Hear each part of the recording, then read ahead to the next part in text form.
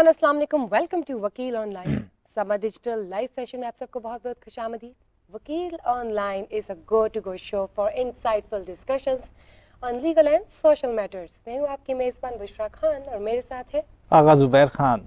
और हम लाए आपके लिए एक ऐसा खूबसूरत प्लेटफॉर्म जिसमें आप अपने लीगल सोशल मैटर्स डिस्कस कर सकते हो। और टीवी स्क्रीन पर दिए गए नंबर को इस्तेमाल कीजिए, लाइव कॉल्स कीजिए, मैसेजेस कीजिए और अपना कोई भी मसला है उसको शेयर कीजिए जनाब।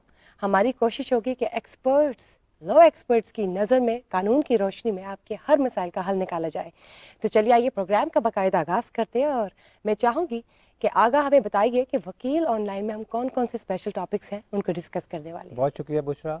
देखें, किसी भी मुआशरे को, जैसे कि सब जानते हैं, किसी भी मुआशरे को पाया तकमील तक पहुँचाने के लिए उसमें रूल ऑफ लॉ कायम करना बहुत ज़रूरी है। और जिस मुआशरे में रूल ऑफ लॉ नहीं होता उस मुआशरे में कभी इंसाफ का निज़ाम सही तरह कायम नहीं हो सकता। उसका जुडिशल सिस्टम हमेशा वीक रहता है। तो हमारे पाकिस्तान में बहुत बड़ी वजह यह है कि लोगों को इंसाफ मिल इसलिए नहीं पाता क्योंकि उनको पाकिस्तान के कवानीन के साथ कोई आशनाई नहीं है। तो हम ये प्रोग्राम समा के प्लेटफॉर्म से इसीलिए जारी कर रहे हैं ताकि पाकिस्तान की आम आवाम को उनके लीगल राइट्स से आशनाई दिलवाई जा सके और उनके तमाम मसाइल का हल लाइव कॉल पर उनको इंस्टेंटली फ्राहम किया जा सके। इसीलिए समा लाया आपके लिए वकील ऑनलाइन। फौरी तौर पर स्क्रीन पर दिए हुए नंबर पर कॉल करें और अपने मसले का फौरी हल तलाश करने के लिए हमें कॉल करें। बिल्कुल ठीक बात की आपने। बस टीवी स्क्रीन पर दिए गए नंबर का इस्तेमाल कीजिए क्योंकि आज का जो टॉपिक है वो बहुत ही इंपॉर्टेंट है, बहुत इंटरेस्टिंग और इन्फॉर्मेटिव है। लेकिन मैं चाहूँगी कि उससे पहले मैं आपको अपने स्पेशल मेहमानों से तारुफ करवाते चलूँ आप लोग के साथ। आज हमारे साथ जी एडवोकेट सुहेब चीमा साहब मौजूद है। अस्सलाम वालेकुम, वेलकम टू वकील ऑनलाइन। उनके साथ साथ एडवोकेट नूर अली मौजूद है, मुफ्ती कैसर शहजाद नईमी साहब भी मौजूद है और उसके साथ साथ बैरिस्टर और ह्यूमन राइट्स एक्टिविस्ट अमृत अहमद शेख भी मौजूद है। Welcome to Vakeel online. और जैसे कि आप नाज़रीन देख रहे हैं और जान सकते हैं कि कैमरे के उस पर बैठे कोई भी इंसान है, प्लीज़ ये आपके लिए है प्लेटफॉर्म, ये वकील ऑनलाइन के लिए हम आज यहाँ मौजूद है। और आज क्या, रोज़ हम आपके मसाइल का हल सुनने के लिए बैठेंगे कानून की रोशनी में। और तो और कहीं पे शरीयत की भी अगर बनते लॉज तो उसके साथ भी हम उसको एसोसिएट करके कोशिश करेंगे। हमारी भरपूर कोशिश होगी कि आपके तमाम मसाइल का हल निकाला जाए। तो चलिए आइए आज बताते चलिए आपको कि आज का जो हमारा टॉपिक है वो है फैमिली राइट्स पर, कि फैमिली राइट्स क्या होते हैं। फैमिली राइट्स तो जी बहुत लंबी डिटेल्स है, बहुत लंबी लिस्ट है। उसमें जब बात की जाती है निकाह की, तलाक की, रुखसती की, खुला की, बच्चों की कस्टडी की, बच्चे इधर होंगे या इधर होंगे, A party, B party, defaulter party, guilty, innocent party, plaintiff, जनाब बहुत मसले हैं, बहुत मसाइल। और शायद आपने के जो वर्ड्स अभी मेरे मुंह से सुने पहली बार सुने हो, क्योंकि देहाती और शहरी इलाकों की जब बात की जाए तो अब तक 70 to 80% लोगों को अपने राइट्स का ही नहीं पता। क्यों जी, आप क्या कहते हैं इस हवाले से? बिल्कुल, बहुत सारे लोग तो इसीलिए केसेस फाइल नहीं करते क्योंकि उनको अपने जुडिशल सिस्टम पे एतबार ही नहीं है। और एतबार ना होने की वजह से लोग कोर्ट कचहरी के चक्कर में पड़ना ही नहीं चाहते। और इसकी सबसे बड़ी वजह ये भी बनती जा रही है कि लोग ये समझते हैं कि शायद हमारे पास कानून ही मौजूद नहीं है उनको इंसाफ फराहम करने के लिए। बिल्कुल ठीक बात की। और आगे यही सब आगे लेके चलते हैं। हमारा जो पहला सवाल है वो फैमिली राइट्स के अंदर निकाह से रिलेटेड है। निकाह तो जी जनाब हर जगह हो रहे हैं और होते रहेंगे, लेकिन असल में जब बात की जाती है कि निकाह होता क्या है, इसके क्लोजेस क्या होते हैं, असल में निकाह की बेसिक्स क्या है? बिस्मिल्लाहिर्रहमानिर्रहीम। सबसे पहले तो हमें ये चीज़ नशीन करने की ज़रूरत है कि मोहम्मदन लॉ में और लॉ ऑफ द लैंड में निकाह जो है वो एक रिलीजियस सेक्रेमेंट नहीं है, ये प्योरली एक सिविल कॉन्ट्रैक्ट है। और जब सिविल कॉन्ट्रैक्ट है तो फिर वही कर सकेगा जिसका अहल होगा। जो पहली शर्त है इसके निकाह के अंदर वो है एजाब कबूल की, कि एक तरफ से ऑफ़र होगी, दूसरी तरफ से उसकी एक्सेप्टेंस होगी in the presence of witnesses. तो क्या निकाह के लिए ज़रूरी है कि गवाह मौजूद हों? जी बिल्कुल ज़रूरी है। मोहम्मदन लॉ में गवाहों का होना ज़रूरी है। हमें फ़िका जाफिया में ऐसा मिलता है कि उनके अंदर जो निकाह है वो बगैर गवाहान के भी हो सकता है, लेकिन लॉ ऑफ द लैंड की चूँकि ये रिक्वायरमेंट है और निकाह को आगे आपने रजिस्टर भी करवाना है तो इसलिए गवाहान की मौजूदगी ज़रूरी है। देखिए, निकाह एक ऐसा चीज़ है जो एलानिया तौर पर है।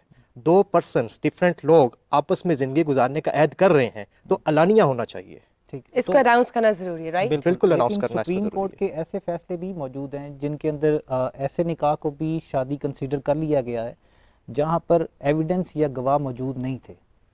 इसमें इससे बढ़कर कानून आपको ये कहता है कि अगर दो पर्सन्स आपस में इस तरह रह रहे हैं जैसे मियाँ बीवी आपस में रहते हैं तो उनका निकाह ही प्रिज्यूम किया जाएगा। एक तसलसल के साथ आपस में रह रहे हैं और ऐसे रह रहे हैं जैसे मियाँ बीवी रह रहे हैं, उसका प्रिज्यूम ये किया जाएगा। उसका एविडेंस प्रोवाइड करना पड़ेगा। एविडेंस प्रोवाइड करने की जरूरत नहीं है जब तक कि रिबटल उसका ना आ जाए। ठीक हो गया। ये बताइए, जब हम बात करते हैं निकाह की, तो सबसे पहले तो ये जानना बहुत ज़रूरी है कि निकाह के लिए असल एज क्या है एक लड़का और लड़की की, जिसपे वाकई वो वैलिड है, वो कर सकते हैं। जी बिल्कुल। कानून के मुताबिक अगर हम मोहम्मदन लॉ की बात करें तो age of puberty is the age of निकाह। जब बलूगत आ जाती है तब लड़का और लड़की अहल हो जाते हैं निकाह करने के। ठीक। अब उसको स्पेसिफाई करने के लिए, डिटरमिन करने के लिए कि एज क्या होनी चाहिए, जो लॉ ऑफ द लैंड है, पाकिस्तान का जो कानून है, उसने 18 साल की जो मुद्दत है वो मुकर्रर की हुई है। 18 साल से जो छोटे होंगे उनको माइनर कंसिडर किया जाएगा और जो उससे बड़े वो मेजर है। मेजर अपना निकाह कर सकता है अपनी आज़ाद रजामंदी से। यहाँ पर दूसरी चीज़ इसमें छोटी सी आपकी बात काटूँ, ऐड करूँगा कि जो चाइल्ड मैरिज रिस्ट्रेंट एक्ट 1929 है, उसके अंदर जो चाइल्ड की डेफिनेशन बताई गई है, उसके मुताबिक लड़की की उम्र 16 साल से कम हो और लड़के की उम्र 18 साल से कम हो तो वो चाइल्ड कंसीडर होंगे। यहाँ पर मुफ्ती साहब मैं आपसे जानना चाहूँगा कि शरई तौर पर एक लीगल एज क्या मुकर्रर है शादी करने के लिए किसी भी लड़की या लड़के की? बहुत शुक्रिया जी। बिस्मिल्लाहिर्रहमानिर्रहीम, सल्लल्लाहु अला मुहम्मदिन नबिय्यिल उम्मी व अला आलिहि व अस्हाबिहि व अज़वाजिहि बारिक वसल्लम। सबसे पहले तो मैं ये बात करना चाहूँगा कि हम जो मुसलमान हैं मिन हैसुल कौम और बीइंग अ मुस्लिम, हमें हमारा दीन, हमारा कुरान, इस्लाम, सुन्नत नबी सल्लल्लाहु अलैहि वसल्लम जो है वो ज़िंदगी गुजारने का तरीका सलीका सिखाते हैं। जैसे कि हमारे भाई मोहतरम वकील साहब ने बात की कि इनके नज़दीक ये एक सिविल जो है वो सेटलमेंट है, निकाह जो है। शरीयत ने हमें बर्थ टू डेथ, पैदा होने से लेके कब्र तक ज़िंदगी गुजारने के सारे असूल बताए हैं। ठीक। लिहाजा इस्लाम के मुताबिक तो ये एक रिलीजियस जो है वो कॉन्ट्रैक्ट है। ठीक है। इसलिए इसका इनेकाद भी रिलीजियस के बताए हुए तरीके से ही होता है। जैसे कि उन्होंने बताया कि इसके लिए 2 गवाहों का होना ज़रूरी है और ऐसे ही जो है वो इजाब व कबूल का होना ज़रूरी है, हक महर जो है इसके लिए ज़रूरी है। ठीक। और जहाँ तक बात है एज की, बिल्कुल ऐसी है कि इस्लाम के मुताबिक जब लड़का और लड़की बालिग हो जाएं तो वो निकाह कर सकते हैं। अलबत्ता नाबालिग की उम्र में जो उनका वली है वो निकाह करवा सकता है और रुखसती ज़ाहिर है उसकी जो है वो एज में जाके होती है जब उनकी कंसेंट के बगैर करवा सकता है जी। लेकिन जब वो इस एज को पहुँचते हैं, जब वो बालिग होते हैं, तो वो उसको निकाह को कायम रखने ना रखने में जो है वो उसमें उन्हें इख्तियार होता है। ठीक ठीक ठीक जी। तो ये बलूगत की उम्र तक पहुँच के वो अपना फैसला कर सकते हैं कि वो उस निकाह को कायम रखना चाहते हैं या नहीं रखना। जी ऐसे ही है। ठीक। उसको ऐलान कर दें कि वो एक्सेप्ट करते हैं या नहीं करते। यानी कि जो पेरेंट्स बच्चों के माइनर एजेस में निकाह करवाते हैं तो वो एक तरफ से आप कह सकते हैं कि अनरीजनेबल एक्ट है, क्योंकि उस वक्त तो आप कोई डिसीजन मेकिंग कर ही नहीं सकते जो कि लॉन्ग टर्म चलनी है। देखिए यहाँ पे ये बात भी हमें सोचना होगी कि वालिदैन जो हैं औलाद के लिए गलत या बुरा नहीं सोचते, वो उनके बारे में अपने से ज़्यादा उनकी अच्छी जो है वो लाइफ की जो है वो विश और विल रख रहे होते हैं। तो ऐसा तो नहीं है कि वो कोई नेगेटिव अपनी तरफ से फैसला करने की कोशिश करेंगे।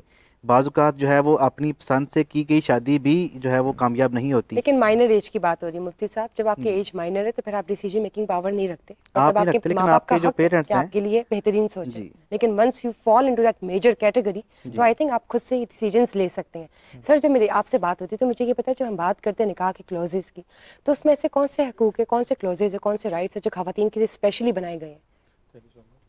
निकाह जो बेसिकली एक अहम चीज़ है किसी भी सोसाइटी में और किसी भी फैमिली या ख़ानदान की इब्तिदा के लिए, तो इस्लाम में इसको बड़ी अहमियत हासिल है। इसी तरह जो हमारा निकाह नामे की क्लॉजेज़ है, इसमें ख़वातीन के लिए बाकायदा कॉलम मौजूद है उनकी प्रोटेक्शन के लिए। जैसे कि अगर हस्बैंड कोई गिफ्ट चीज़ करना चाहता है अपनी वाइफ को, वो उसमें मेंशन होगी। उसके माहाना जैसे मेंटेनेंस है, उसके खर्चा कितना वो पे करेगा, उसका भी कॉलम मौजूद है। और उसकी महर की सूरत में एक ख़ास रकम जो है वो भी मौजूद होती है।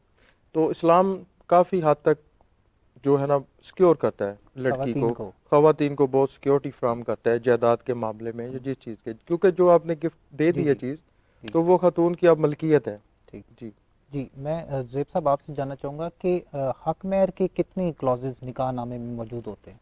हक महर के जो बेसिक क्लॉजेस तो एक है ना, उस वक्त ज़्यादा नहीं है उसमें, जिसमें आपको मेंशन करना होता है कि कितना हक महर मौजूद है जो कि आपको मौका पर अदा करना होता है और कितना गैर मौजूद है।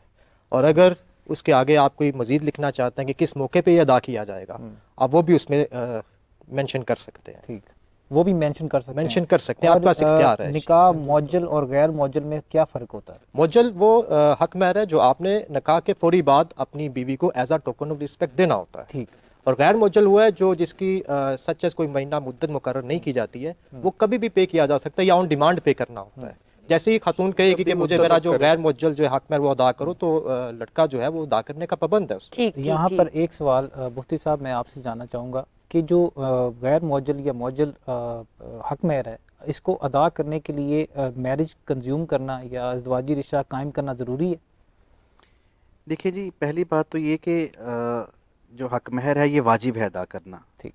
ठीक है, बिल्कुल इसमें इस्लाम ने भी गुंजाइश दी है कि आप चाहे मौके पे अदा कर दें, चाहे जो है वो आप उसे गैर मौजल रख लें, और उसमें भी बिल्कुल ऐसे ही है कि आप इंदर तरफ जिसे कहते हैं ऑन डिमांड, वो उसमें लिख दें कि वो जब वो दोनों मांगेगी एक साथ तब भी देंगे। रख सकते हैं आप? जी, दोनों भी रख सकते हैं जी, दोनों भी कर सकते हैं कि आप सपोज करें 1 लाख रुपया जो है वो अभी दे रहे हैं और बाकी 10 लाख या 5 लाख जो है वो उसको आप अभी से मुराद निकाह के फौरी बाद? ये निकाह के मौके पे असल में तो होता ये है कि ये आप जब लड़की से आप जो है वो अज़दवाजी तल्लुकात कायम करने होते हैं अपनी बीवी से, उससे पहले आपको अदा करना चाहिए। लेकिन अगर आपने अदा नहीं किया तो ज़िंदगी में जब भी अदा वो मांगे आपको अदा करना चाहिए, एक चीज़। दूसरी चीज़ ये है कि अमूमन हम जो है निकाह के मौके पे जब लड़की की तरफ हम निकाह उसके जो है वो इजाब करवाने या कबूल करवाने जाते हैं, तो हम साथ ही जो मौजूद होता है वो साथ ही कहते हैं कि अभी पे करे, ताकि वो नोट किया है वहाँ पे कि अभी अदा कर दिया गया है, तो वो हमारे सामने ही अदा हो, ताकि हम वाकई सच्ची बात लिख रहे हो कि अदा कर दिया गया है। बताइए, जब मौजूद की बात होती है तो क्या कोई ऐसी भी सर्टेन कंडीशंस है? मेरा क्वेश्चन आपसे है अमृत, मौजूद जो हक महर है कहते हैं वो रुखसती पे आपने अदा करना आपका लाजिम है। जब तक आपकी मैरिज अगर कंज्यूम होती तो उससे पहले आपका हक महर ये अदा हो जाना चाहिए, और अगर आपने ये हक महर अदा नहीं किया या किसी सूरत में ये जाली निकलता है या कोई इस तरह का फ्रॉड केस होता है, तो फिर उसमें क्या कंडीशन आ जाती है निकाह की, ये बताइए। सबसे पहले thank you so much for having me on your show, और मुझे लगता है ये एक बहुत इंपॉर्टेंट टॉपिक है जिसके ऊपर अभी हम बात कर रहे हैं। जैसे कि आपको अभी यहाँ पे ज़्यादा काबिल और सीनियर लॉयर्स ने मेरे बताया कि जिस तरह उन्होंने मॉड्यूल और ये, क्योंकि हम लोगों ने तो इतना, मैंने तो दूसरा वाला लॉ पढ़ा हुआ है, हम लोगों ने ये जो लोकल लॉ इसके ऊपर इतना ज़्यादा एम्फसाइज़ नहीं किया हुआ, तो जितना हमारे इल्म में इस चीज़ के ऊपर बात है या जितना हम लोग इर्द गिर्द देखते हैं, उस हिसाब से जब आप ये मॉड्यूल और नॉन मॉड्यूल की बात करते हैं, तो मैंने यही सुना है कि शादी की कंज्यूमेशन के बाद ही आप इसकी अदायगी जितनी होती है आपस में अंडरस्टैंडिंग के साथ, जैसे मुफ्ती साहब ने भी बताया, आप दे देते हैं, और बाकी के जो होते हैं वो जैसे जब आपसे मांगा जाए उस वक्त ही आप देते हो। तो as far as I know इसकी यही क्लैरिटी। और जो आपने फ्रॉड वाली बात की है, तो देखें वो तो फिर अगर फ्रॉड है तो फिर वो तो उसी वक्त ही आपको, उससे पहले नहीं पता चल सकता, वो तो आपको उसके बाद कंडीशंस होती हैं। फॉर एग्जांपल अगर आपने हक महर किसी ऑब्जेक्ट की सूरत में अदा किया है, इसकी कॉम्पनसेशन आपने, जैसे 1 लाख अगर आपका हक महर है और आपने इसके बदले में 1 लाख की कोई कीमती चीज़ दी है जो कि बाद में उस कीमत पे नहीं फॉल करती, तो क्या कोई ऐसा कानून है कि लड़की इसके लिए एप्लीकेशन दे सकती है या इसके लिए she can raise her question against it? देखिए, इसके लिए ना आपको वहाँ पे मेंशन करना है कि आपने अगर पैसे की सूरत में हक महर दे रहे हैं तो आप लिखेंगे कि पाकिस्तानी रुपए की सूरत में आप हक महर दे रहे हैं। कुछ लोग जो है वो गोल्ड की सूरत में हक महर देते हैं, सोना का, तो वहाँ पे मेंशन होता है कि ये इतने तोड़े तलाई जेवर जो है उसको हक महर के तौर पर लिखें, तो ये वाजे करना वहाँ ज़रूरी है।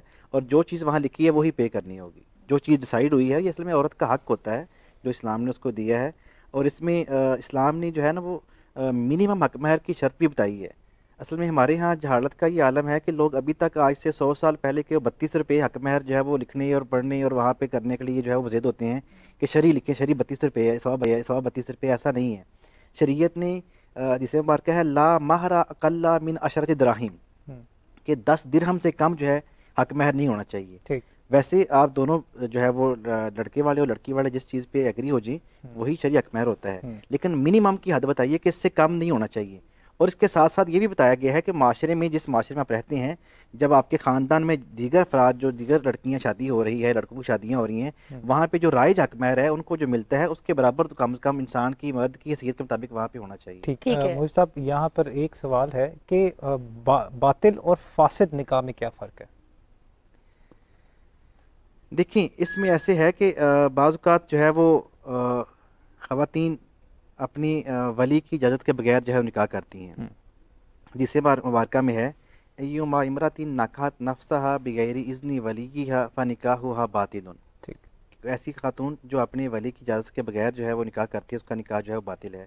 लेकिन हमारी फ़िक़्ह हनफी हमारे मुल्क में चूँकि राइज है, इसमें यह है कि अगर ऐसे उसे लगे उसके घर वालों को कि उसने जो है वो अपने कुफ़ में शादी नहीं की, लड़की ने अपने जो उसके हम पल्ला लोग हैं उनमें शादी नहीं की। कुफ़ का अलग से एक मसला है, पूरा डिटेल है कि कुफ़ क्या होता है, इसमें शादी करनी चाहिए। कुफ़ जो है जिसे बात कहता है कि 4 चीज़ों में होता है, तो इसमें एक जो है वो उसकी जो है वो ख़ानदान है, जिसे आप कास्ट कह लें, या उसकी जो है वो ख़ानदानी शराफत कह लें। ऐसे ही उसकी जो है वो आमदन भी है, ठीक है। ऐसे ही जो है वो उसकी लड़के की जो है वो नेक नामी है कि वो कितना दीनदार है, कितना जो है वो रिलीजियस है। ऐसे ही खूबसूरती में भी है। लेकिन यहाँ ये भी कहा गया है जिसे बार कि अगर आप जो है वो उसकी शराफत और नेक नामी और दीनदारी देखें तो ज़्यादा बेहतर है। लेकिन चारों चीज़ों में कुफ़ होता है। अब कुफ़ जो है इसमें अगर कोई लड़की निकाह नहीं करती, अपनी मर्ज़ी से करती है, वली की इजाज़त के बगैर करती है और गैर कुफ़ में करती है, तो वली को हक़ हासिल है कि वो उस निकाह को बातिल करने के लिए जो है वो कोर्ट का जो है वो दरवाज़ा खटखटाए और वहाँ से तौर पर जाकर उसके पास हक़ है कि वो उस निकाह को बातिल करार देने के लिए दरख्वास्त दी और कोर्ट में जाएगी। ठीक ठीक ठीक। जब हम बात करते हैं बच्चों की, अब अगर बच्चों की कस्टडी की बात की जाए और वो मियाँ बीवी की बात की जाए जो सेपरेशन लेते हैं, तो जब बच्चों की कस्टडी का मामला आता है तो ये बताइए कि बच्चों की कस्टडी के हवाले से क्या क्या राइट्स हैं जिससे ख़वातीन अब तक अनअवेयर है।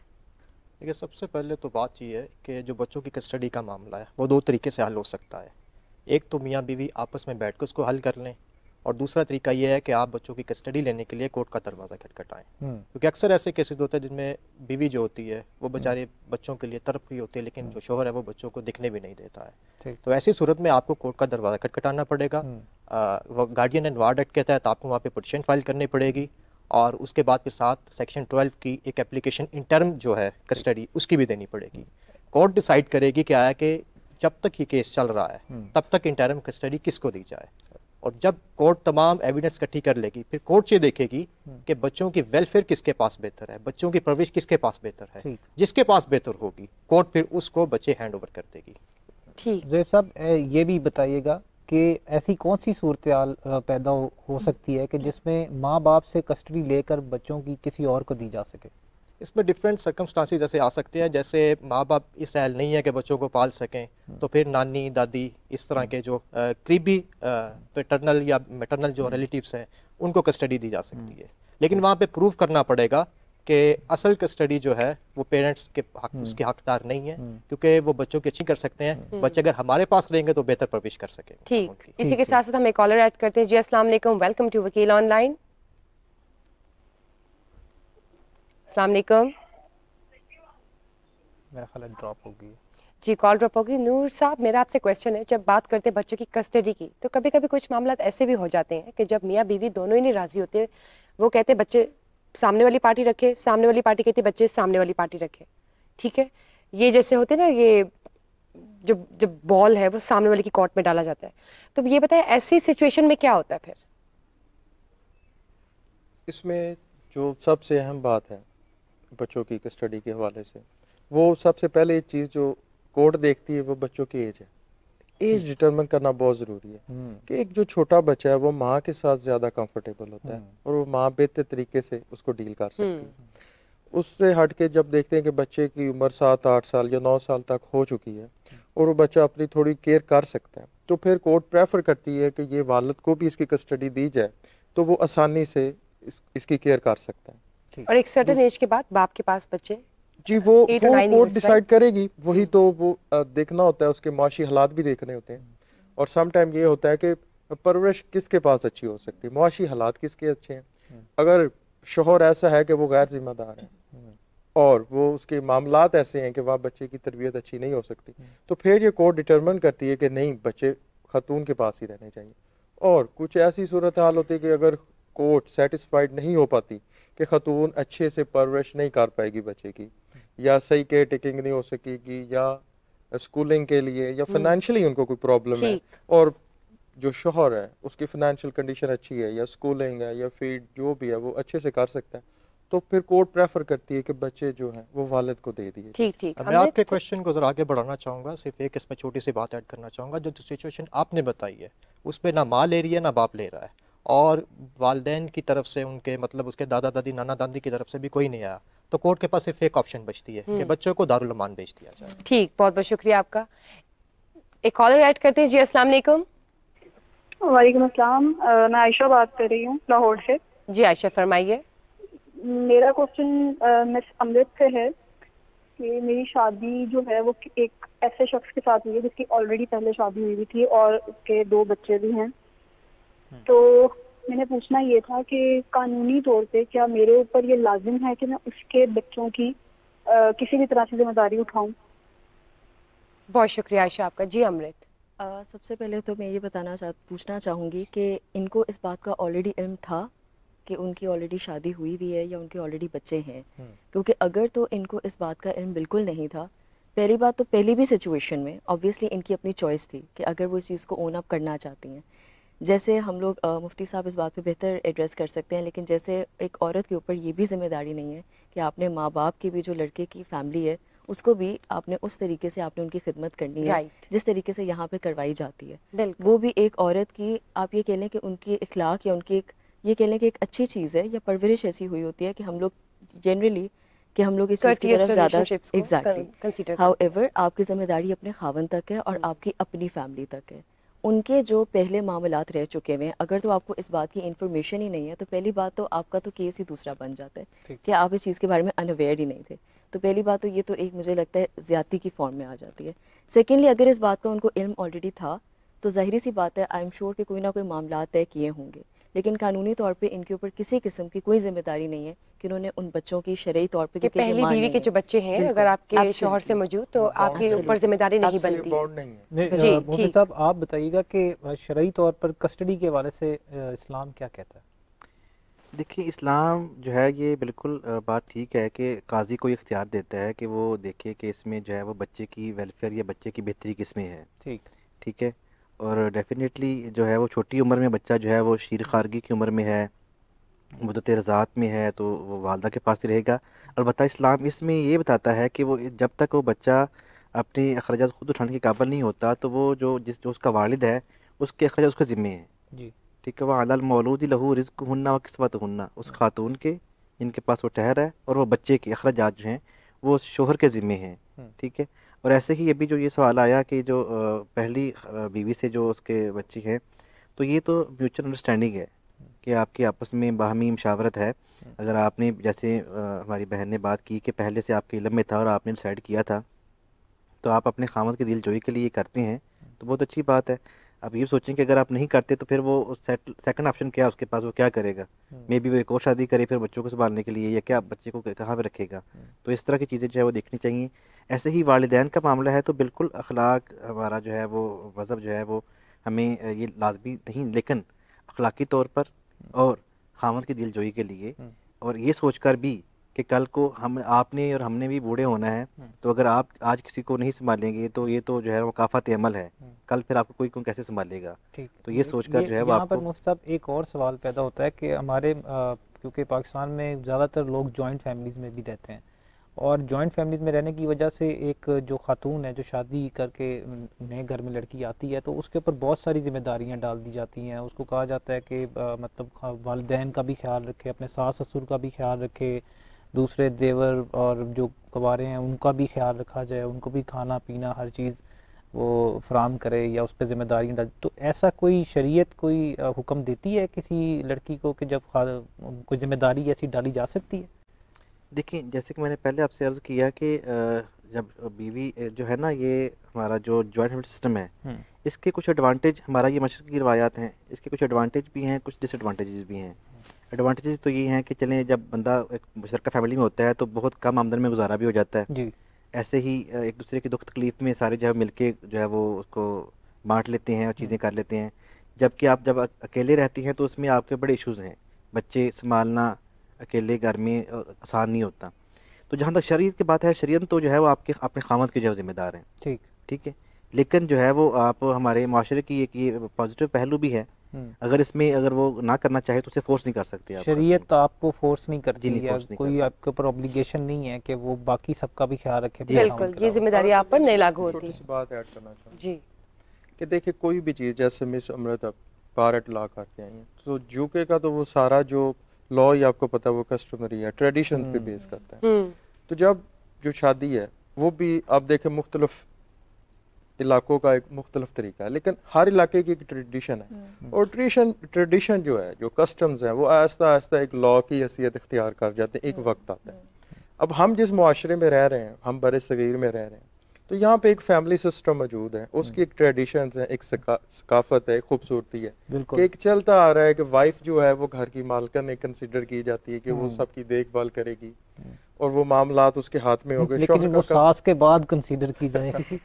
देखिए कोई सास अपने होते हुए किसी को मालकन नहीं बनाती, लेकिन बात वही है, सास भी कहीं और अगर आप ट्रेडिशंस की बात करें तो वो ये माहौल ऐसा है हमारे तो ये बहुत रेयर है, ये परसेंटेज बहुत रेयर है। इसको हम कंटिन्यू करते, लेकिन मैं चाहूंगी आगा साहब, मैं चाहूंगी कि हम लोग यहाँ पर एक कॉलर ऐड करें। जी अस्सलाम वालेकुम, वेलकम टू वकील ऑनलाइन।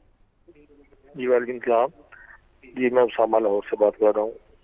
मेरा सवाल है कि मेरे एक रिलेटिव है, फीमेल है, उनका जो हस्बैंड है ना उनको बहुत मारता है, तो इसके लीगल प्रोटेक्शन क्या है? मतलब नहीं वो जा सकते, कोर्ट नहीं जा सकते कि बदनामी होगी, हमारा जो कानूनी सिस्टम है वो भी इस तरह का नहीं है, तो उनको लीगल प्रोटेक्शन का क्या करना चाहिए उसके लिए? बहुत बहुत शुक्रिया आपका। जी अमृत, मुझे आप सवाल एक दफ़ा रिपीट कर देते हैं, मुझे आवाज़ बहुत हल्की आ रही है। एक साहब ने कॉल की है जिनकी कॉलीग का उन्होंने अपना केस डिस्कस किया कि उनके हस्बैंड उनको बहुत मारते हैं। अच्छा, तो किस तरह से वो रिपोर्ट कर सकते हैं? वो कोर्ट नहीं जाना चाहती और कोई आसान तरीका क्या लीगल रेमेडी? अच्छा देखिए, सबसे पहले तो इसमें दो चीज़ें आती हैं कि अगर इस तरह की आपकी सिचुएशन है तो ये सीधा सीधा एक डोमेस्टिक वायलेंस का केस है। जब आपके पास डोमेस्टिक वायलेंस का केस आता है, मार जैसे कह दे आपके हाथ उठाया जाता है, बिल्कुल बिल्कुल बिल्कुल। तो जब ये इस तरह की सिचुएशन आती है तो जाहिर सी बात है, आपको अगर आप बाहर नहीं जाना चाहते हैं, अगर आप पुलिस पे भी देखिए, जब आपने पुलिस में जाके केस रिपोर्ट करना है, आपने फर्स्ट हैंड इन्वेस्टिगेशन रिपोर्ट लिखवानी है, आप जिसको हम FIR कहते हैं, आपने कटवानी है, आपने जाके बताना है, अपनी सिचुएशन बतानी है। ऐसा हो नहीं सकता कि आपके जाए बगैर या आपको मुद्दई खुद सेल बनाए बगैर आपका केस दर्ज हो जाए, ये इम्पॉसिबल है। कोई आपके बिहाफ पे भी नहीं कर सकता। बिल्कुल। अब एक चीज़ मैं बताना चाहती हूँ कि सबसे पहले तो मुझे ये लगता है कि इस सिचुएशन में, जैसे हमने पहले भी इस चीज़ों के ऊपर काफ़ी ज़्यादा बात की है, मुझे ये लगता है कि आपको अपनी फैमिली को इन कॉन्फिडेंस लेना चाहिए, और अगर आप किसी बड़े को इस चीज़ में इन्वॉल्व कर सकें, जैसे यहाँ पे मेरे यहाँ पे सारे सीनियर्स बैठे हुए हैं, और जैसे अभी सर ने भी बताया कि हमारे यहाँ पे कस्टमरी और जो ट्रेडिशनल चीज़ें हैं जब वो कानून का हिस्सा इख्तियार कर लेती हैं, तो फिर ऐसे बड़े होने के घर में फ़ायदा ये होता है कि इस सिचुएशन में वो ऐसी चीज़ों पे रोकथाम भी करते हैं, और मेरा वो ऐसी चीज़ों पे वुमेन राइट प्रोटेक्शन बिल भी है। बिल्कुल, एब्सोल्युटली। लेकिन अगर मैं बता रही हूँ कानूनी रास्ता इख्तियार नहीं करना, अगर आपने घर पे मामला सुलझाने हैं, जिसको हम लोग ADR का भी नाम देते हैं, ऑल्टरनेटिव डिस्प्यूट रेजोल्यूशन भी इसको कहा जाता है, हमारे पास सेंटर भी उसका मौजूद है कि अगर आप अपने आप को कोर्ट में नहीं लेके जाना चाहते हो, वहाँ पे ज़लीलो ख़वार नहीं होना चाहते हो, जो कि इवन बाहर के भी मुल्कों में बहुत ज़्यादा इस चीज़ पे तजावीज़ की गई है, बल्कि हमारे यहाँ पे जो अभी हमारे सुप्रीम कोर्ट के जज सैयद मंसूर अली शाह साहब, उन्होंने बहुत ज़्यादा इस चीज़ के ऊपर ख़ास तौर पे एम्फसाइज़ किया है कि आप ADR की तरफ जाएं। तो पहले तो आप लोग अपने घर के बड़ों को इस चीज़ में इन्वॉल्व करें और उसके बाद उनके इल्म में ये बात लेके आएँ, ताकि वो इस चीज़ पे जितना हो सके इस चीज़ को रोका जाए। सेकेंडली, जहाँ तक बात आती है कि जैसे इन्होंने ये बताया कि अगर आपने मिसाल के तौर पे पुलिस की तरफ जाना है या अगर आपने उसकी तरफ जाना है, तो फिर जाहिर सी बात है उस चीज़ पे आपको हेल्पलाइन पे, हमारे पास 15 की हेल्पलाइन मौजूद है, आप वहाँ पे कॉल कर सकते हैं। 1043 की भी एक हेल्पलाइन है, बिल्कुल एब्सोल्युटली। और इसके आप जाएंगे और उसके बाद आप ये बताएंगे ये हमारे पास सिचुएशन है। जहाँ तक आपने बताया कि फैमिली के बिहाफ पे कोई जा सकता है, नहीं जा सकता, देखें जिसका इशू है उसने वहाँ पे होना है, लेकिन जाहिर सी बात है हमारे यहाँ पे जैसे मर्द हजरात होते हैं, आपका भाई है, आपके वालिद साहब हैं, उनको साथ आपके जाना पड़ेगा और उनको भी आपका साथ देना पड़ेगा इस चीज़ में। डेफिनेटली यही पर एक और कॉलर ऐड कर दूं अगर इजाजत हो। जी जी प्लीज। अच्छा, इसमें ऐसा है कि लोग पुलिस के नाम से घबराते हैं, जिसकी वजह से FIR कटवाने नहीं जाते हैं। आप अगर फैमिली कोर्ट एक्ट 1964 देखें, उसका जो लास्ट पे शेड्यूल दिया गया उसके पार्ट 2 में कुछ ऐसे ऑफेंसेस जो पाकिस्तान पिनल कोड के हैं वो ट्राइबल बाय फैमिली कोर्ट भी हैं। आप फैमिली कोर्ट में जाके भी उनके अगेंस्ट कार्रवाई कर सकते हैं। और अगर आप FIR नहीं कटवाना चाहते और वो कोई ऐसा है ऑफेंस है जो कि PPC में है और फैमिली कोर्ट एक्ट में नहीं वो शामिल किया गया, तो आप मजिस्ट्रेट के पास डायरेक्ट जाके कंप्लेंट कर सकते हैं। बहुत बहुत शुक्रिया। यही से कॉलर ऐड करते हैं। जी अस्सलाम वालेकुम। वालेकुम सलाम। जी जी फरमाइए। मेरा नाम फुरकान है, रावलपिंडी से। मेरा सवाल ये है कि लड़का और लड़की दोनों ने ऑनलाइन निकाह किया, मतलब कॉल पे, ठीक है, तो उसके 2 विटनेस भी हैं हमारे पास, तो ये क्या निकाह हो जाता है कानूनी तौर पे या नहीं होता? बहुत अहम सवाल है। जी फुरकान, बहुत शुक्रिया आपका। निकाह रजिस्टर करवाना ज़रूरी है। क्योंकि लॉ ऑफ द लैंड ने चीज़ों को रेगुलराइज करना है सोसाइटी के लिए, निकाह का रजिस्टर करवाना ज़रूरी है। अगर हुआ है तो बाकायदा तौर पे उसको फिर आप रजिस्टर करवाएं, और गवाह की मौजूदगी में हुआ है तो फिर गवाह की मौजूदगी में वैलिड है। बिल्कुल, मैं आपसे खुद ये भी पूछना चाहूँगा कि ये भी एक सुना था कि एक बहस आई थी कि जो टेलीफोनिक निकाह है ये मौसर नहीं होता, तो इसमें शरीयत क्या वैसे?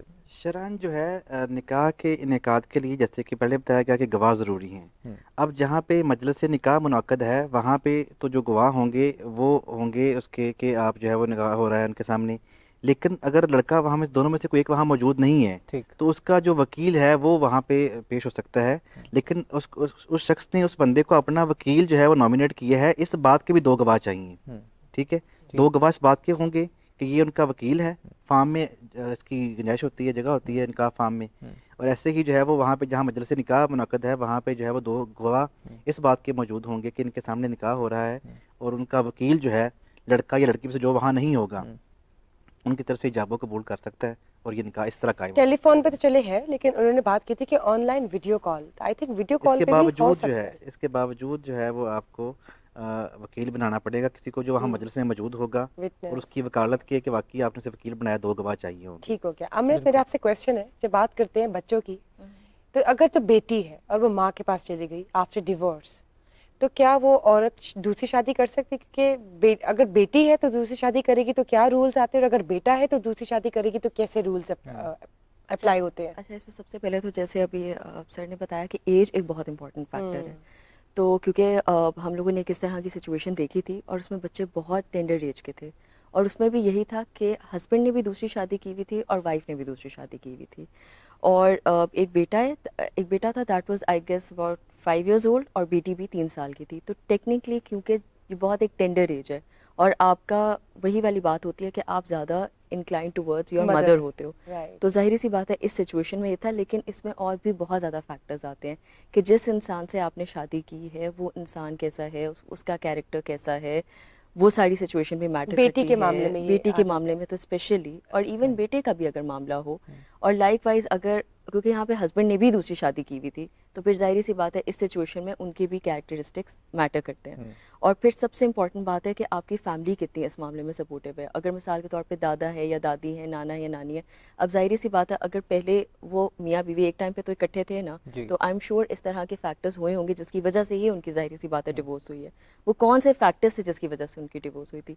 क्या वो हस्बैंड की कोई ऐसी हरकतें थी या बीवी की ऐसी नामाकूल हरकतें थी, जो दोनों के फिर वो उन चीज़ों के बारे में बिल्कुल होगा, उसके बाद एक फैसला किया जाएगा। लेकिन ये बताएं, जब बेटी की बात आती है तो ये भी कहा जाता है, एंड आई वुड लाइक कि आप इसको रिवाइज करके बताएं ऑडियंस को, कि अगर तो औरत ने दूसरी शादी की है और बेटी कल को जवान भी होगी, obviously 10, 11, 12, 13, she will grow up, तो ऐसे में जो सुतेला बाप है वो फिर उस बच्ची का सुतेला बाप होगा, तो क्या वो उसके साथ रह सकती है? वो बाप का वो वाला दर्जा मिल सकता है? कानूनी राइट्स क्या कहते हैं, कानून क्या कहते हैं इस हवाले से? देखिए, कानूनी राइट्स पे तो अगर कानूनी तौर पे अगर आप बात करें, एक तो शरई चीज़ आ जाती है, तो मैं जवाब लेती हूँ बिल्कुल।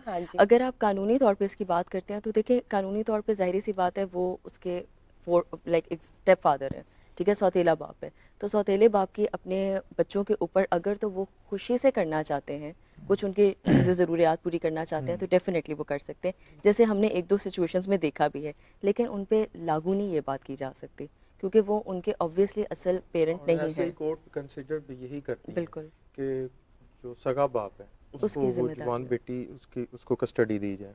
ऑलराइट, ठीक है। शरअन जो है वो जो सुतेला बाप है ना उसके लिए गैर महरम है, तो उसके गैर महरम के पास जो है वो रहना उसके लिए सेफ एंड सिक्योर नहीं है, इस तरह के इश्यूज हैं, प्रॉब्लम है। तो ये शरीयत भी इसकी इजाज़त नहीं देती। देखिए, अगर उसके लिए एक अलग से कोई जगह ऐसे का एहतमाम किया जाता है उसी घर में जहाँ पे उसके वालिद का जो सुतेला बाप है आना जाना ना हो, तो ऐसी सूरत बन सकती है। जबकि उस सूरत में जब उसका जो असली बाप है, जो उसका सुलभी बाप है, वो उसमें कोई इश्यूज हो, उसका मतलब उसका अपने अखलाकियात बिगड़े हुए, जैसे कि बात हो रही है केस टू केस वेरी करता है, तो उस सूरत में जो है वो ऐसी सेफ्टी सिक्योरिटी के साथ जो है वो माँ को दिया जा सकती है। अब इसमें ये भी देखना जरूरी है कि बाप ने कस्टडी सगे बाप ने मांगी भी है या नहीं मांगी। बिल्कुल, इन केस अगर वो कस्टडी मांगता ही नहीं तो फिर तो वो ऑटोमेटिकली माँ के पास ही रहेगी, अब जैसे भी हालात हो। ठीक।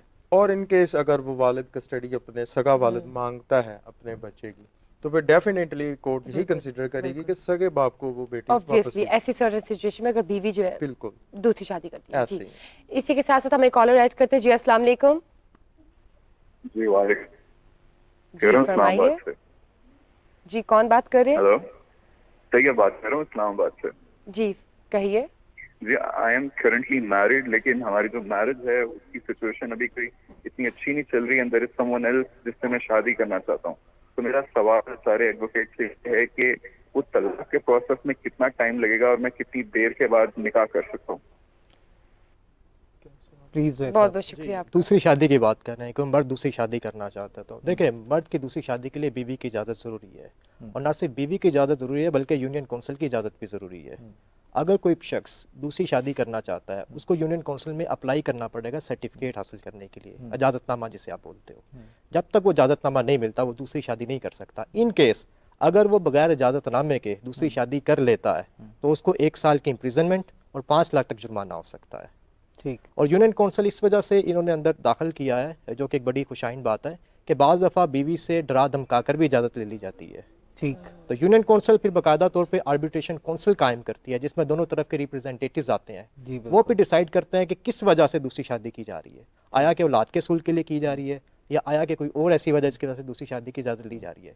यूनियन काउंसिल फिर उसके बाद कंक्लूड करेगा, फिर सर्टिफिकेट इशू करेगा। मुफ्ती साहब इस अच्छा, बारे इसमें में मैं बिल्कुल इसमें ऐड करना चाहूँगा कि ये कानून सिर्फ पंजाब में है। पहली बात तो ये सूबाई कानून है, और इस पे जो है वो हमारी जो इस्लामी नज़रती कौंसल है, इस्लामिक आइडियोलॉजी कौंसल, जो कि एक हमारा आइनी इदारा है, वो अपनी राय भी दे चुकी है कि ये जो कानून है ये गैर इस्लामी है। शरअन जो है आपको दूसरी शादी के लिए पहले बीवी की इजाज़त की ज़रूरत नहीं है। बिल्कुल ज़रूरत नहीं है। बिल्कुल ज़रूरत। वो तो कहते हैं 4 आप करें जी, इख्तियार दिया है इस्लाम ने, कुरान ने इख्तियार दिया है, फ़न की हु माता बालकुम मिनन निसाई मसना लेकिन मसला उसमें ये भी तो है ना कि आपने बैलेंस भी करना है। जी बिल्कुल। वहाँ पे अगली जो आयत है वो ये है, इन खिफ्तुम अल्ला तादिलू फवाहिदा, अगर तुम्हें खौफ होगा तो इनके दरमियान जो है वो अदल कायम नहीं कर सकोगे, इंसाफ नहीं कर सकोगे, तो फिर जो है वो एक करें। मेरा ख्याल है पाकिस्तानी माशरे में सारे लोग जो है ना अगली वाली बात में फाल करते हैं, इंसाफ नहीं कर सकते इसलिए सारे एक एक ही करते हैं।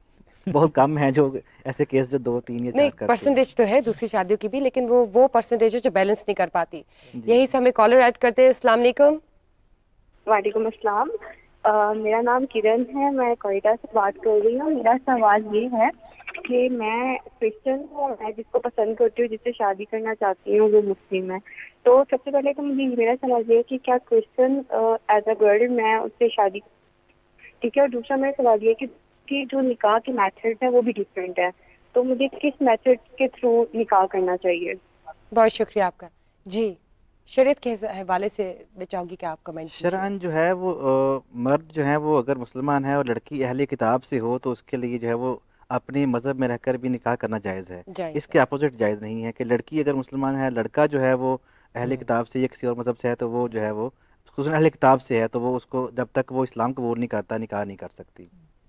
कानून इस बारे में क्या कहता है? निकाह हो सकता है, रजिस्टर भी सेम है, उसी तरीके से होगा, और वही वाले जो मुस्लिम फैमिली एक्ट में जो शादी के लिए तरीकाकार बताया गया है और जो ऑर्डिनेंस में बताया गया है, जो उसी तरह लड़के का मज़हब नहीं, वो वही वाली बात आ जाएगी मुफ्ती साहब वाली कि लड़का अगर गैर मुस्लिम हो तो फिर इजाज़त नहीं है, लेकिन अगर लड़की है तो वो कर सकती है और प्रोसीजर सेम अडॉप्ट किया जाएगा। जब बच्चों की बात होती है और मेंटल कंडीशन की बात होती है पेरेंट्स की, तो क्या ऐसा भी कोई कानून है कि अगर फादर की मेंटल कंडीशन ठीक नहीं है तो उसकी कस्टडी मदर को दे दी जाए, अगर मदर की मेंटल कंडीशन ठीक नहीं है तो उसकी कस्टडी पकड़ के फादर को दे दी जाए? कोई ऐसा कानून है? जी बिल्कुल। वही कस्टडी में ये जैसे आपको पहले बता चुका हूँ कि कस्टडी में बच्चे की उम्र से लेके मुआशी हालात, अगर मेंटल कंडीशन ठीक नहीं है मदर की, मैं गुजारिश कर रहा हूँ कि जहाँ सारी चीज़ें देखी जाती हैं वहाँ पे ये मेंटल कंडीशन भी देखी जाती है और उनके रवैये भी देखे जाते हैं कि क्या वो इस काबिल है कि वो बच्चे की परवरिश कर सके। बाज़ दफ़ा काफ़ी केसेस में हम देखते हैं कि जो आदमी है उसकी वो मेंटल कंडीशन ऐसी नहीं होती कि वो बच्चों के साथ रह सके, वो नुकसान पहुँचाने का डर होता है या उसे अपने आप का भी इवन के नहीं पता होता। तो ऐसी सूरत में बच्चों की प्रोटेक्शन के लिए वो फिर जो बच्चों की कस्टडी है वो माँ को दे दी जाती है बच्चों की हिफाजत के लिए कि वो उसकी सेफ्टी रहे। प्रोग्राम को आगे बढ़ाते हुए सब ये बताइएगा कि पाकिस्तान के कानून में तलाक और खुला का क्या कंसेप्ट है? देखिए, तलाक जो है वो तो मर्द का राइट है। ठीक, मर्द अपनी ज़िंदगी में अपनी बीवी को जब चाहे तलाक दे सकता है, लेकिन रीजंस होनी चाहिए, बिला वजह किसी की ज़िंदगी पर बात नहीं करनी चाहिए। सही। खुला जो है वो औरत का हक है कि अगर मर्द उसको तलाक नहीं दे रहा और कोई ऐसी वजूहात है, resolution of Muslim marriage act 1939 में 9 ऐसी वजूहात बताई गई हैं जिनकी बेस पे खातून खुला ले सकती है। अगर उन 9 में से कोई भी फॉल कर रही है आपकी लाइफ के अंदर तो खातून कोर्ट का दरवाज़ा नॉक करके अपनी राहें अपने उस हस्बैंड से जुदा कर सकती है। वैसे तो सबसे खातून सिंपलेस्ट सिर्फ तरीका क्या है अगर खुला लेनी हो तो? आसानी भी है ना, क्या सिंपलेस्ट भी क्या और मेजर क्या है? सबसे पहले तो खातून को डिमांड करनी चाहिए शोहर से कि मुझे तलाक दे दे, अपनी लाइफ से जुदा कर दे। अगर वो नहीं देता तो फिर खातून जाएगी काजी के पास, कोर्ट के पास, फैमिली कोर्ट के पास। फैमिली कोर्ट में पिटीशन फाइल करेगी, केस फाइल करेगी, और जब केस फाइल करेगी तो अदालत फिर दूसरे हस्बैंड को नोटिस करेगी क्या आके जवाब दे तो इस बारे में क्या कहता है। रिकन्सिलेशन का टाइम देगी। अगर रिकन्सिलेशन नहीं होती तो सिविल कोर्ट फिर फैमिली कोर्ट फिर उसको डिक्री कर देगी उस केस। ठीक, उसके बाद फिर उसके बाद फिर वो यूनियन काउंसिल में जाएगा, और जिस दिन से यूनियन काउंसिल में जाएगा रिकन्सिलिएशन हो सकती है 90 डेज। 90 डेज जब तक यूनियन काउंसिल का टाइम 90 डेज का मुकम्मल नहीं होता, रिकन्सिलिएशन की गुंजाइश है। ठीक, जब तलाक मौसर 90 डेज का टाइम, जब यूनियन काउंसिल तलाक मौसर सर्टिफिकेट जारी कर देती है तो उसके बाद सर्टिफिकेट जारी लड़की दूसरी शादी कर सकती है। जी बिल्कुल कर सकती है। जब आपकी शादी नहीं रही है फिर लड़की आज़ाद है। और अगर उसके बाद रुजू करना चाहें, हाँ, जो तलाक है ना वो 3 तलाक़ें हैं ज़िंदगी में, 3 तलाक तक वो दे सकता है। 3 के बाद बीवी बिल्कुल हराम हो जाती है। अच्छा, ये लता बात ऐसा में एक तलाक दे, 90 डेज का टाइम जो है वो मुकम्मल हो जाए, रुजू ना हो तो फिर भी तलाक वाक़या हो जाएगी। अब जो खुला है that is equivalent to 1 pronouncement of तलाक, राइट। उसके बाद रुजू का है, लेकिन 90 डेज मुकम्मल होने के बाद फिर दोबारा से तजदीद निकाह करना पड़ेगा। शादी कर चुकी हो तो वो दोबारा उससे तलाक लेके अपने खावंद, जरूरी नहीं है। खुला के मैटर में चूंकि इक्विवेलेंट टू 1 तलाक है, ठीक है, तो उसने 1 तलाक दी है, मौसर सर्टिफिकेट इशू हो गया, इशू होने के बाद दोनों की राय जुदा कर हो गई। अब चाहे तो अगली नई जगह पे शादी कर सकती है, और चाहे उसको ख्याल है कि मैंने बिला वजह इस पे कोई इल्जामात लगा के इससे जो है वो खुला हासिल की है, तो वो वापस उसके साथ दोबारा से निकाह कर सकती है। आप बताइए। जी, मैं इसमें थोड़ी सी बात ऐड करना चाहूँगा। पहली बात तो ये कि तलाक इस्लाम उन मज़हबों में से है जिन्होंने जो है वो तलाक का इख्तियार दी है, वरना कई मज़हब ऐसे हैं जिनमें जो है वो एक दफ़ा शादी होगी तो तलाक का ऑप्शन ही नहीं है। बिल्कुल, ठीक है, राइट। तलाक का इख्तियार भी दिया है, फिर खुला का इख्तियार भी दिया है। तो लेकिन साथ ये जो है वो एहतियात भी बताई है कि अब ख़ुदुल हिलाली इलल्लाहि तलाक, जिसे मुबारक है कि हलाल कामों में, जायज़ कामों में अल्लाह के यहाँ जो सबसे नापसंदीदा तरीन काम है वो तलाक है। इसको किसी इंतहाई सूरत में जब बसने का चांस ना हो, जो है वो हालात बेहतर होने का चांस ना हो, तो फिर इस्तेमाल करना चाहिए। तो बिल्कुल ऐसे ही है। तलाक के बारे में है, तलाक मन आखिज़ा बिस्साक, तलाक का इख्तियार जो है वो मर्द के पास है। अलबत्ता निकाह के मौके पे निकाह में एक कालम भी होता है कि जो है वो औरत को तलाक का इख्तियार जो है वो दिया जा सकता है। बिल्कुल दिया, ठीक है। अब वो भी डिपेंड करता है कि 1 तलाक का इख्तियार दिया है, 2 का दिया या 3 का दिया, ये सारी चीज़ें वहाँ पे मेंशन होती हैं। उसके हवाले से भी ज़रा एक्सप्लेन कर दीजिए कि अगर तो निकाह में औरत को तलाक का हक दे दिया गया तो वो किस तरह से एप्लीकेबल है और किस तरह इस्तेमाल किया जा सकता है? अगर मर्द जो है वो अपनी तलाक का इख्तियार जो है औरत को देता है निकाह के मौके पे, तो उसमें जैसे मर्द को इख्तियार है तलाक देने का, फिर औरत को इख्तियार होगा खुद से जो है वो तलाक देने का, या मर्द को अपनी कैसे दे सकती है वो तलाक? बिल्कुल, निकाहनामा साथ लगाएं और जो है वो उसको तलाकनामा जो है वो सर्टिफिकेट पे लिख के दें, उस पे एक स्टाम्प पे, सादा कागज़ पे, और उसको यूनियन काउंसिल के ऑफिस में जमा करा दें कि हमने इसको फारिग कर दिया। उसके लिए उसको अदालत में जाने की जरूरत नहीं है, खुला दायर करने की जरूरत नहीं। जी बिल्कुल ज़रूरत नहीं है खुला दायर करने की। और अलबत्ता मैं 3 चीज़ें इसमें सेपरेट करना चाहूँगा। एक तलाक है, एक खुला है, एक तनसीख निकाह है। जी। अब इसमें हमारे यहाँ जो है वो अदालतें जो है कुछ ऐसे फ़ैसले करती हैं, इन्हें चाहिए कि ज़ाहिर एक मुस्लिम माशरा है, इसमें जो है वो ऐसे फ़ैसले ही करें जो मुस्लिम माशरे में ज़ेब देते हैं। हमारे यहाँ होता क्या है कि एक मुद्दई पार्टी है, एक औरत जो है वो खुला के लिए जो है वो अदालत गई, दूसरी पार्टी को सुने बगैर जो है वो, मतलब मेरे ख्याल खुला में 99.99% जो है वो हमेशा खातून के हक़ में ही फ़ैसला होता है। कभी जो है वो खुला के केस में ऐसा नहीं हुआ कि अदालत ने ये फ़ैसला किया हो कि ख़वातीन ने या ख़तून ने जो वजूहात बयान की हैं तलाक देने की, हमारे मुताबिक वो वजूहात ठीक नहीं है, तो लिहाजा ये खुला जो है ये इसको जो ख़त्म किया जाता है। ये आपस में जो है वो पहली ऑप्शन घर बसाना और घर बचाना होनी चाहिए। जी, कानूनी तौर पे तो खुला के लिए अगर खातून सिर्फ ये भी कहती है कि मैं सिंपली कि मैं इस शख्स मुझे पसंद नहीं, मैं नहीं रहना चाहती, तो कानून जी मैं इधर आता हूँ, जिससे बात का है ऐसी। लेकिन खुला की सूरत में फिर पहली ऑप्शन ये होती है कि आप खामद को बुला के जो है वो, लग रहा है कि ये हदूदुल्लाह कायम नहीं रख सकेंगे, कुरान पाक में है भी ऐसा अल्फाज हैं कि जब उन्हें लगे कि अन यकीम हदूदुल्लाह, उन्हें खौफ हो, इन अखाफा अन यकीम हदूदुल्लाह, तो फिर जो है वो खुला का जो ऑप्शन ले लें। खुला में क्या होता है कि बाज़ औक़ात हक महर ज़्यादा लिखा होता है और मर्द जो है इस डर से कि हमने तलाक दी तो हक महर देना पड़ेगा, खुला में औरत जो है वो अपना हक महर माफ़ करके जो है वो तलाक का मुतालबा करती है। ठीक हो गया। तो इसमें खुला होता है, मतलब खुला में जो है वो मर्द का जो है वो किरदार होता है। स्पेसिफिक क्वेश्चन ये है कि खुला होने के बाद क्या मियाँ बीवी जो उसका एक्स हस्बैंड है वो दोनों आपस में दोबारा रुजू कर सकते हैं? सर थोड़ा मसला डिटेल से मुझे अर्ज कर देने दें। वकील साहब ने अपना मौक़िफ़ बयान किया, मुझे थोड़ा सा डिटेल में एक बयान कॉलर कर ऐड दें। कर लें मुफ्ती साहब, इसको जी, यही से प्लीज़। कंटिन्यू कीजिएगा। अस्सलाम वालेकुम। अस्सलाम वालेकुम, मेरा नाम अफीफा है, लियाकताबाद से मैं बात कर रही हूँ। मेरा सवाल ये है कि मेरी शादी हुई थी 9 साल पहले, मैंने डिवोर्स ले लिया, मेरा केस भी चल रहा था, एक बच्चे का खर्चा उसने देना था, लेकिन वो केस भी चल रहा है, फैसला भी आ गया था कि बच्चे की पॉकेट मनी इसने देनी है, लेकिन वो नहीं दे रहा। तो अब मुझे समझ में नहीं आता कि मैं क्या करूं, मैं कौन सा केस और इस पे दायर करूं कि ये एटलीस्ट बच्चे का खर्चा जो है वो मुझे देना शुरू कर देगा। बहुत बहुत शुक्रिया जी। उसी डिग्री की एग्जीक्यूशन फाइल करनी पड़ेगी इनको, और पिछला साहब का खर्चा जो है वो तमाम उसको अदा करना पड़ेगा। इनकेस अगर वो फिर भी नहीं देता तो उसको इम्प्रिजनमेंट भी हो सकती है, और जो उसके लैंड एरियर्स हैं उसमें से उसकी रिकवरी होगी। ठीक है, अमृत आप क्या कहती हैं इस पे? मैं बिल्कुल इत्तेफाक करती हूँ इस बात पे कि इसका मेंटेनेंस का भी एक एडिशनल वो होगा, और जितना वो कह रही है 9 साल से नहीं दिया गया, तो वो जैसे सारा उन्होंने इकट्ठा बताया, होगा, वो 9 सारा साल का, इकट्ठा होगा। बिल्कुल। और हमने बिल्कुल ये किया भी था इस तरह, और सारा इकट्ठा करके ही फिर हमने कितनी देर किया तक था। हो जाता है? ज्यादा टाइम लगता है कि अब रैपिडली इस पे एक्शन ले लिया जाता है? नहीं, मुझे लगता है कि अब हम लोगों का अगर हम लोग ये देखें सिलसिला, तो इस पर बहुत जल्दी एक्शन लिया जाता है। इनफैक्ट अक्सर सिचुएशन में हमने इस तरह भी देखा हुआ है कि हेबियस फाइल होती है और बहुत जल्दी इन चीज़ों के और किस एज तक दिए जाते हैं बच्चे को मेंटेनेंस इसके नान का?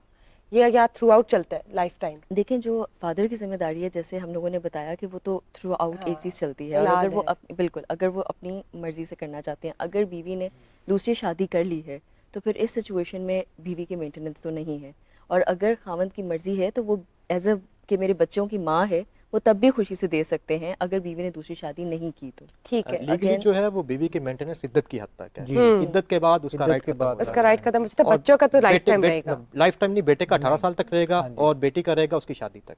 बेटी करेगा उसकी शादी तक। और अगर तो बीवी दूसरी शादी कर लेती है तो उसके बाद भी मेरे ख्याल से डिपेंड करता है शरन जो है ये इसमें इद्दत रज़ात भी शामिल है, क्योंकि उसके अगर वो डिवोर्स हो गई है इद्दत की तो है ही है, लेकिन वो बच्ची को जो है वो फीड करवाती है मदर जो है, तो उसकी जब तक वो फीड करवाती है वो मुद्दत रज़ात जो है उसमें भी जो है वो बच्चे के साथ उसकी माँ का जो है वो खर्चा जो है वो नानो नफका वो भी शामिल है। राइट, 2.5 साल पहले वाला आप बयान कर रहे थे, वो बहुत इंपॉर्टेंट इशू है जी। तो खुला के बारे में बयान कर रहा था कि खुला की सूरत में मर्द की रजा भी जरूरी है शरई तौर पे। ठीक, हमारे यहाँ पे मोस्टली केसेस में जो है वो मर्द को इतला ही नहीं होती और यक तरफा खुला की डिग्री जो है जारी कर दी जाती है। राइट, ऐसा भी अच्छा, अब थर्ड चीज़ है, जो तीसरी चीज़ आती है वो है तनसीख निकाह जी। अब एक तो तलाक वैसे ही एक ऐसी चीज़ है जो एक इंतहाई कदम है, इसको ऐसी सूरत में ही उठाना चाहिए जबकि जो है वो घर बसने का और अल्लाह की हदूद को कायम रखने का ऑप्शन नज़र ना आ रहा हो। तीसरी जो तनसीख निकाह है उसमें भी शरीयत ने काजी को इख्तियार दिया है कुछ सूरतों में, जैसे कि जैसे अभी थोड़ी देर पहले एक कॉल आई थी कि एक शौहर जो है वो खातून पे तशद्दुद बहुत करता हो और तलाक भी ना देता हो और सही तरह से उसके हक भी अदा ना करता हो और उसको मुअल्लक बना के रखा हो कि नहीं छोड़ना भी नहीं है और रखना भी नहीं है। ऐसी सूरत में शरीयत जो है वो काजी को इख्तियार देती है। ऐसे ही नानो नफका जो है वो मर्द जो है वो ना पे करता हो, ठीक है। ऐसे ही और जो है वो इम्पोर्टेंसी का केस है, वो उसके हकूक़ जो है वो अदा करने के काबिल ना हो, तो इन सूरतों में अदालत जो है वो इजाज़त देती है, जो शरीयत है कि वो काजी को कि वो दोनों फरीक को सुनने के बाद अगर समझे कि ये इल्ज़ाम दुरुस्त हैं तो फिर जो है वो डिग्री तनसीख निकाह की डिग्री जारी करे। उसमें मर्द की रज़ा जो है वो ज़रूरी नहीं है। खुला में शरन जो है ये मर्द की रज़ा जो है वो ज़रूरी होती है। ठीक है सुहेब साहब, मेरा आपसे इसी के हवाले से क्वेश्चन भी जो भी आपने किया था कि 18 साल तक तो बेटे का बनता है और बेटी का जब तक उसकी शादी नहीं हो जाती, लेकिन इसी के साथ साथ मेरा एक और क्वेश्चन जो मैं ऐड करूँ कि प्रॉपर्टी के हवाले से कि बच्चों की प्रॉपर्टी का बाप की जायदाद में हिस्सा बनता है या नहीं, लेकिन इससे पहले हम एक कॉलर ऐड करते हैं। अस्सलाम वालेकुम, वेलकम टू वकील ऑनलाइन। वालेकुम अस्सलाम जी, उबैद रहमान सुलेमानी अब्टाबाद से बात कर रहा हूँ। जी फरमाइए। अच्छा, मेरा सवाल ये है कि जिस वक्त निकाह होता है लड़की की हक में रकम भी लिख दी जाती है, मकान भी लिख दिया जाता है, काफ़ी मामला देखने को मिलते हैं, लेकिन लड़की बाद में अगर तलाक ले ले तो क्या वो उस मकान की हकदार होती है कि नहीं होती? बहुत शुक्रिया जी। एक तो ये बताइएगा, कॉलर का भी क्वेश्चन हम साथ ऐड करेंगे, प्रॉपर्टी पे हिस्सा रहता है बाप की जब बच्चे अलग हो गए हुए माँ के साथ रहते हैं? उससे कोई फर्क नहीं पड़ता है, जो बच्चों का हक है वो बच्चों को मिलेगा। बाप की जायदाद में हिस्सा है, हिस्सा है, फॉरएवर है, चाहे बच्चे बाप के साथ रह रहे हैं या नहीं रह रहे हैं। और वो उसको कभी भी क्लेम कर सकते हैं? क्लेम कभी नहीं कर सकते हैं, क्लेम तब तक नहीं कर सकते जब तक जिंदा है, उसकी मर्जी है वो किसी के नाम लगवाए ना लगवाए, वो किसी को गिफ्ट कर दे, लेकिन जो इनहेरिटेंस है वो तब क्लेम होगा जब वो दुनिया से रुखसत हो गई होगी। बिल्कुल, गिफ्ट भी चैलेंज हो जाता है। गिफ्ट भी कुछ गिफ्ट तो वो कुछ सर्टेन इलीगल केसेस में चैलेंज होता है ना, कि बात का जो गिफ्ट चैलेंज होता है।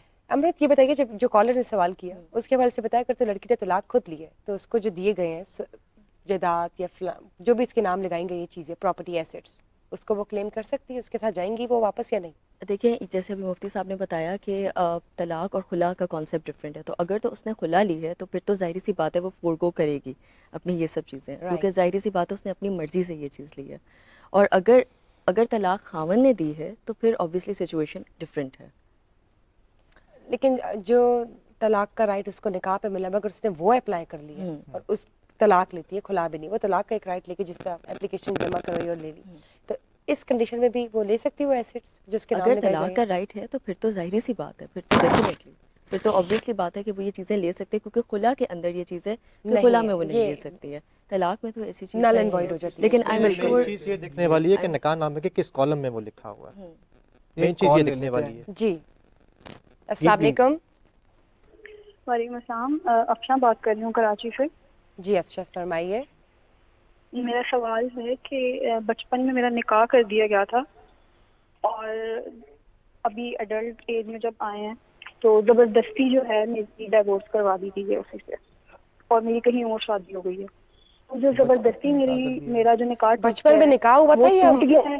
जी, बचपन में निकाह हुआ था। और डाइवोर्स भी ज़बरदस्ती ली है?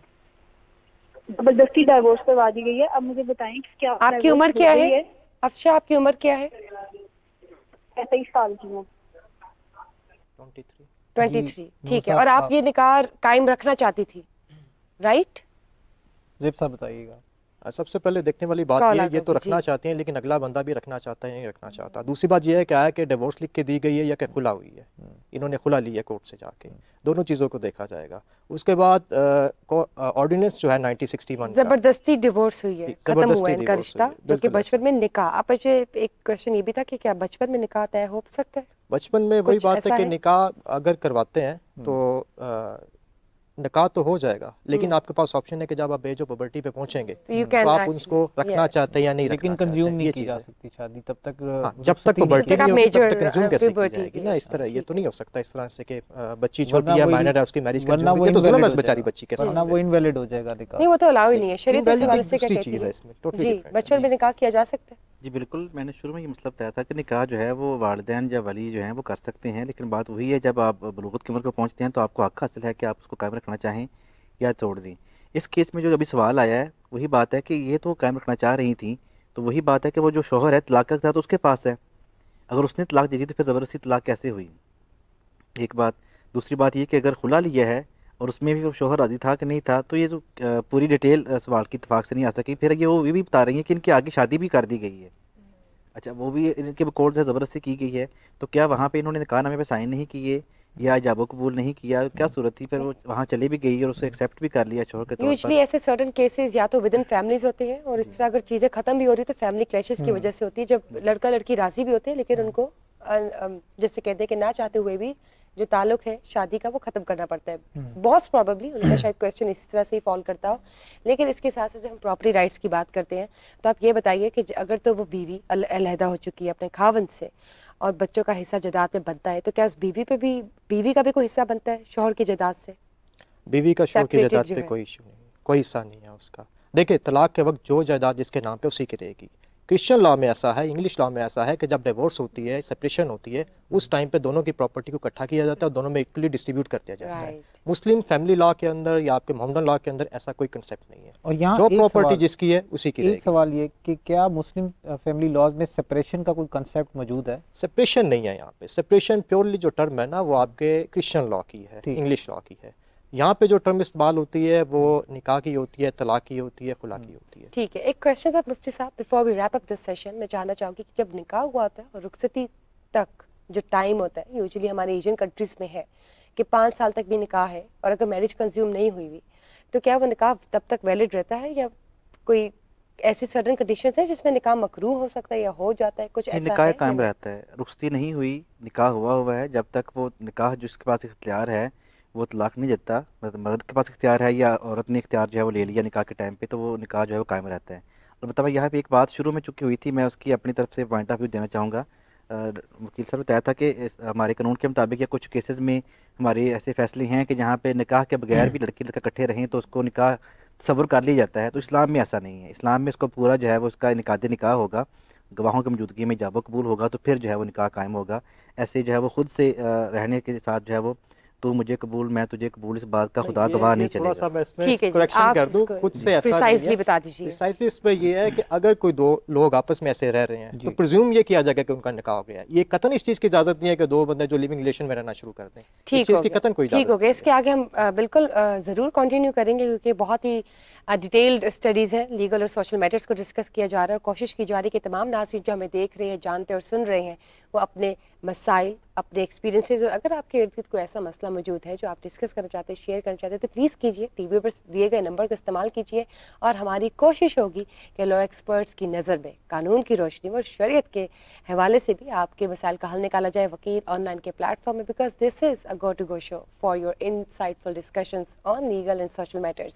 आज दीजिए इजाज़त, कल फिर से मुलाकात होगी वकील ऑनलाइन में। अल्लाह।